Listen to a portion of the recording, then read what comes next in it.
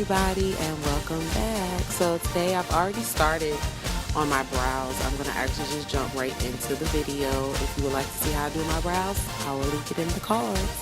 So I like using this press powder to set my eyelids after I have applied my concealer as my eyeshadow base. It just makes my eyeshadows apply just a lot smoother, and like I said, it just blends really seamlessly. Next, I'll follow up with my BH Cosmetics press powder as my transition color. I like this color most so in the summer times because it's a little bit darker for my skin tone, but I really do like it as my transition color. As you can see, I did not realize when I was recording this part of the video that the camera had died on me, so all I basically did was that's actually one color, and I didn't realize it was that dark. So what you see me doing now is really blending it out because I thought it was more of a purplish color, but it's more of like a chestnut purple color. So basically what I'm doing now is I've already applied the color, so I'm actually taking another press powder, which is by Maybelline Fit Me, which I'll show you guys in just a sec. The actual face powder I'm using that in the color Toffee to actually soften up it just a little bit. And so next I'm going in with this pretty shimmery cranberry color.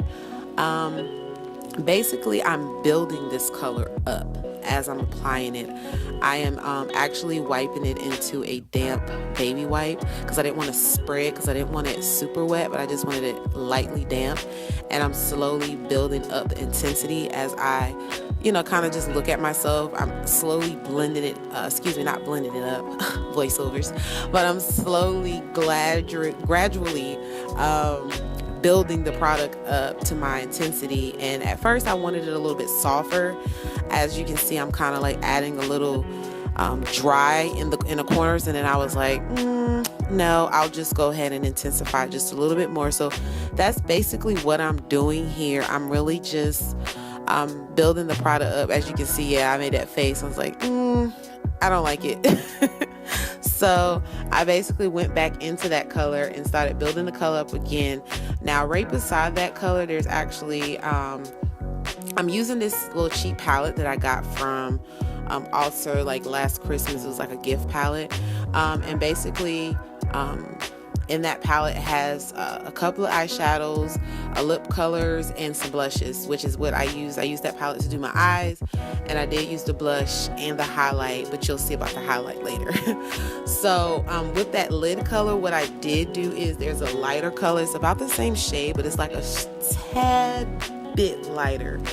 I actually put that right in the middle of my eye. So that's what you were seeing me do. That gives it just a little bit of a lighter shimmery color. I just kind of put it right in the middle of my lids just to wake up my lids just a little bit. And then I'm taking that makeup wipe to just kind of clean up my outer corners because I do not have any foundation or any type of products on my face, only moisturizer, and I normally don't moisturize in that corner part because I get kind of some creasing in that area. So next I'm just jumping into priming my eyelids, and I like to use this this is actually a brown eyebrow and eyelash gel by e.l.f. I love it. One end is for your brows, one end is for your eyelash, and I like to use this when I'm not putting on falsies because I won't be putting any falsies on in this video. I really like this because it preps my eyelashes for mascara. So I actually just put that on, let it dry a little bit, and I use an eyelash curler, which I use off camera, and jump right back into my face. So I did, as I said, I had already moisturized my face, and I'm using these two primers, and I'll explain really quick why I'm using two different primers. I'm using the Milani one on the outer perimeter of my face, and then I'm using the Maybelline Baby Skin for the T-zone of my face. Because I have recently changed up my skincare routine, which has increased my pores to be open a little bit more. They're not large or anything, but they just open a little bit more. And I noticed when I use the Baby Fit on the T-zone area, it just smooths out my pores and it doesn't show them as much. And so I like using this technique. It works for me. I've actually used this technique only when I use the following foundations, because I notice when I use a matte foundation, I don't necessarily have to do this step. And also I will be showing you guys a really simple trick that I learned from another YouTuber here on YouTube, where I noticed that I get creasing around my smile line. So I saw that if you apply just a little bit of eyeshadow primer on those areas, the lines you can't see. So here are the two foundations that I will be using today. I am mixing the two. One is by the Revlon Color Stay, and that one's for normal to dry, and then I'm using the Milani 2-in-1 foundation one. The reason why I'm mixing them is because for this particular look, I wanted a golden, as you can see, the outer perimeter of my face is a little bit golden, and I kind of wanted that all over my face. So I am kind of fast forwarding through this part because though the products are different, my routine as far as applying my foundation is kind of the same. So I kind of just wanted to skip through this part just a little bit faster for you guys. So if you notice, as I'm applying my foundation, which always, I never directly apply foundation directly to my under eye area. I've noticed for me particular that the less product I put there, the less creasing, and the laster, that doesn't even make sense, the longer that product under my eye lasts. And so yeah, I do not apply any products in the under eye area. Now this is a new product I'm actually trying for the third time. It's the concealer by Ulta. I've actually been liking it. It has a really creamy consistency. It actually reminds me of the MAC Pro Longwear concealer that I also use too. It's just a little bit, it's not as thick, but it is, but it isn't. If that makes sense. I do apply this, I call it my Indian style. When I'm going for a really dramatic look, I do apply it very dramatically on my face, focusing a lot more on the center parts of my face. I really like those parts of my face to shine when I use a dark eye. I really like my face to shine just a little bit more, so I do beam up the highlighting part of my face a little bit more. And I am kind of skimming through this as well because nothing's really changed. I can kind of do the same thing with my foundation routine. Like I said, I will link that up in the cards if you guys just want to see how I apply my foundation. It's nothing different, or how I highlight and contour, because I do have a video for that as well. So I do the blending under my eye last. I found that works best for me. You have to, with this particular concealer, you have to move pretty fast. It doesn't dry, but it just kind of does, it stops moving, if that makes sense.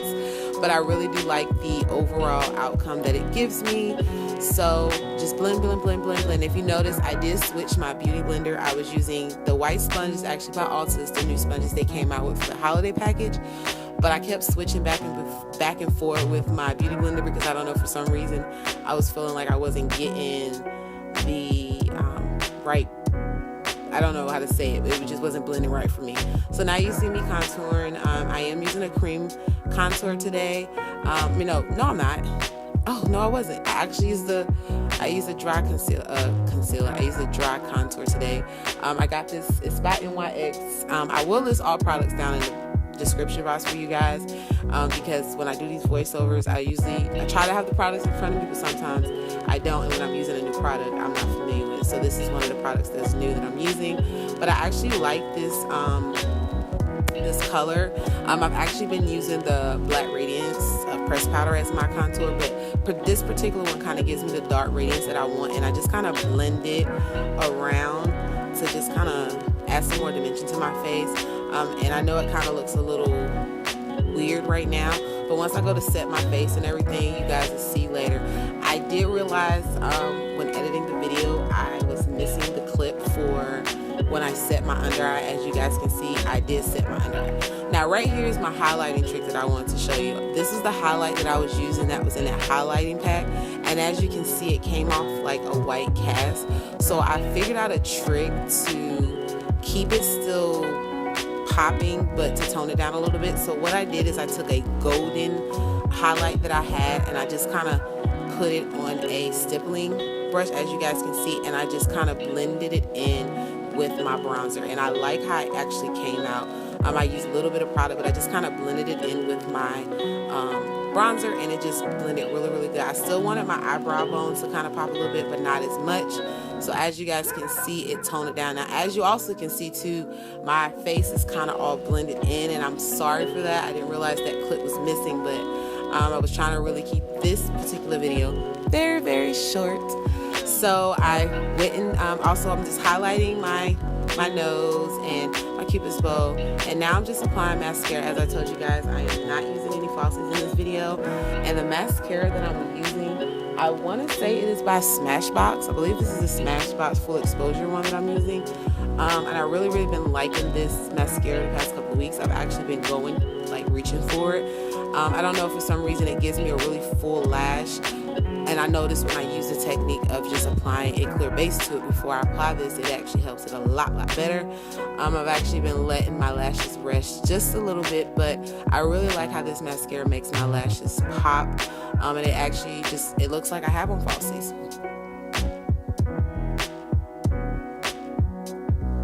And also you can see, yes, I had already did my lips off camera. I did not put that clip in because when I was applying it, I wasn't in frame and I couldn't find a good clip of me applying my lip. But all it is a lip pencil and a new lip, and I just kind of blended it. I hope you guys enjoyed the video. Thank you so much. Don't forget to hit the like button and subscribe button, and stay tuned to the next video. And again, Merry Christmas, you guys.